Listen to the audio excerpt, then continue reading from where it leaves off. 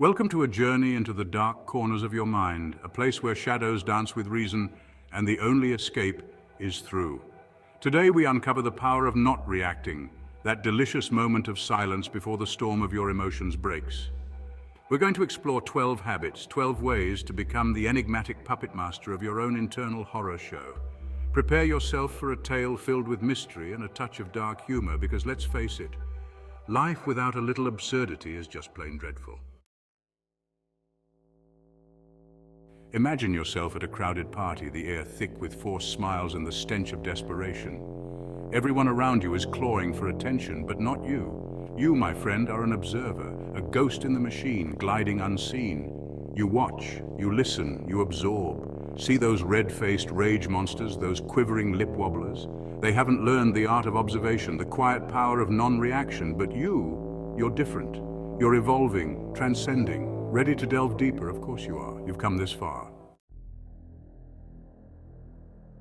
Now that you've mastered the art of being an emotionless voyeur, it's time to turn the spotlight on yourself. Self-awareness, that delightful little torture chamber we all carry within. It's like having a creepy, omniscient stalker in your head, judging your every move. Embracing your own personal brand of crazy is the key to true emotional control. Laugh at yourself. Just don't, whatever you do, look away. Okay, so you're standing on the precipice of a complete and utter meltdown. That annoyingly cheerful barista just spelled your name wrong. Again, and it's happening. You feel that familiar heat creeping up your neck, your vision starting to blur.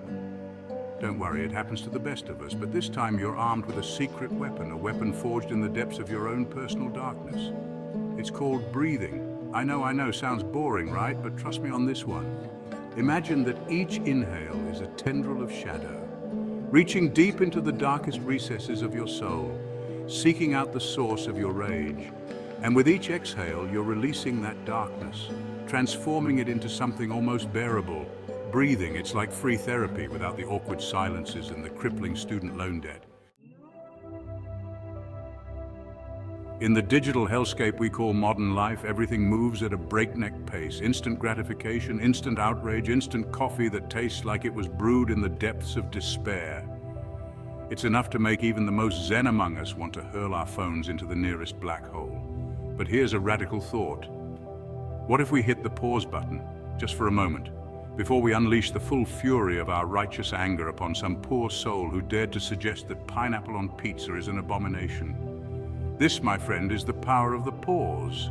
It's the split second where you choose not to become another keyboard warrior, spewing venom into the digital void. It's the moment you decide to be better than your baser instincts. Think of it as a superpower, the ability to stop time just before you say or do something you'll inevitably regret. Use it wisely. Let's play a game, shall we? It's called What Fresh Hell Is This? The rules are simple. Pay attention to literally anything in your immediate vicinity.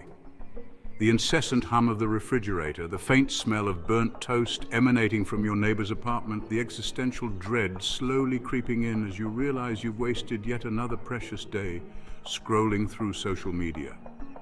Congratulations, you've just achieved mindfulness. It's like meditation, but without the chanting and the uncomfortable cross-legged posture. The point is, by focusing on the present moment, you're effectively giving the middle finger to your anxiety, that unwelcome house guest who just loves to remind you of all your past failures and future anxieties. It's a beautiful thing. Remember those diaries we used to keep as angst-ridden teenagers, filled with our deepest secrets, our unrequited loves, and our plans for world domination? Well, it's time to dust off those metaphorical pens and embrace our inner goths once more. Journaling, my friend, is the ultimate act of self-therapy. It's a chance to pour all your darkest thoughts and deepest fears onto the page without judgment or the need for awkward eye contact. It's like having a one-sided conversation with the void, except the void actually listens and doesn't judge your questionable life choices.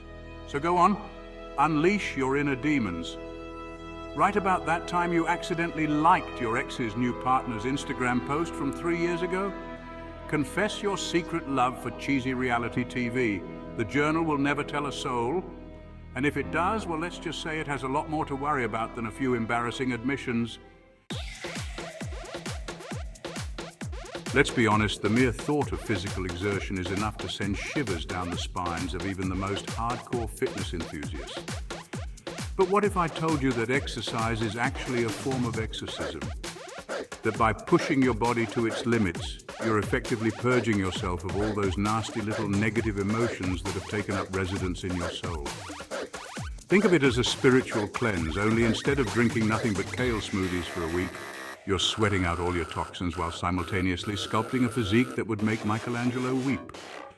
So the next time you're feeling overwhelmed by the crushing weight of existence, just remember, a little bit of physical pain is a small price to pay for a moment of inner peace, or at least a moment of blissful exhaustion. We are what we eat. It's a cliche, sure, but like most cliches, it's also painfully true. You know that feeling you get after consuming an entire tub of ice cream while binge-watching true crime documentaries? Yeah, that's not just guilt. That's your body's way of telling you that you've just ingested the emotional equivalent of a toxic waste dump. But fear not, my friend, for there is hope. By nourishing our bodies with wholesome, life-affirming foods, we're essentially performing an act of self-care. It's like giving your insides a warm hug, instead of subjecting them to the culinary equivalent of a horror movie marathon. So ditch the processed crap. Embrace the power of fruits, vegetables, and things that don't come in a plastic wrapper. Your body will thank you for it, and if it doesn't, well, at least you'll die knowing you tried. Close your eyes. Now imagine a labyrinth, its walls adorned with all the anxieties, regrets, and what-ifs that keep you up at night. This, my friend, is the labyrinth of your mind. And the only way out is through meditation. Meditation is like a mental reset button, a chance to silence the incessant chatter of your own thoughts and just be. It's not about achieving some kind of blissful state of enlightenment, although that would be nice. It's about simply observing your thoughts without judgment, like watching clouds drift by on a lazy afternoon. So find a quiet corner, close your eyes, and breathe. And if you happen to stumble upon a talking unicorn in the depths of your subconscious, well, don't say I didn't warn you. Remember that scene in every cheesy horror movie where the protagonist finally confronts their demons and utters some variation of "I am strong, I am powerful, I am not afraid"? Well, it turns out there's actually some truth to that whole positive affirmation thing.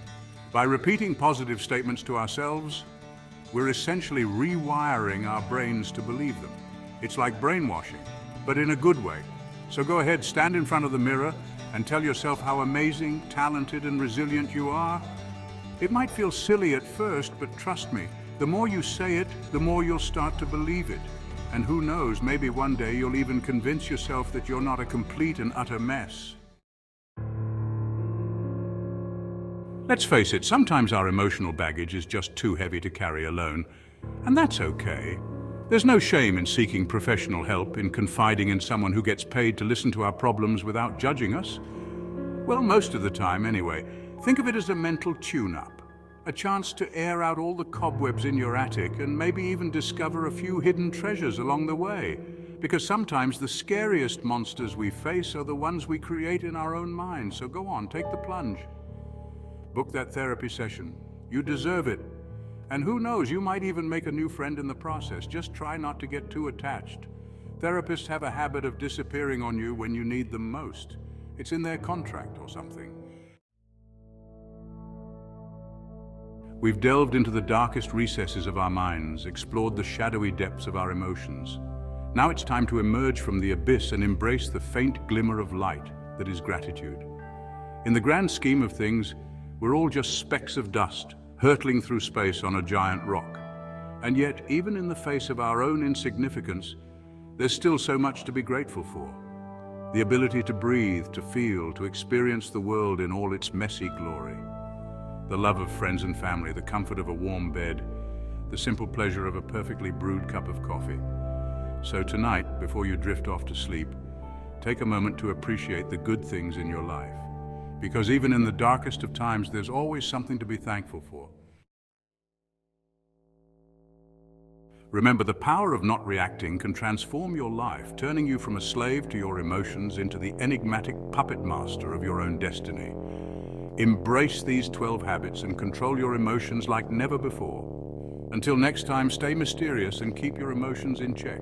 After all, you never know when you might need them for something truly terrifying.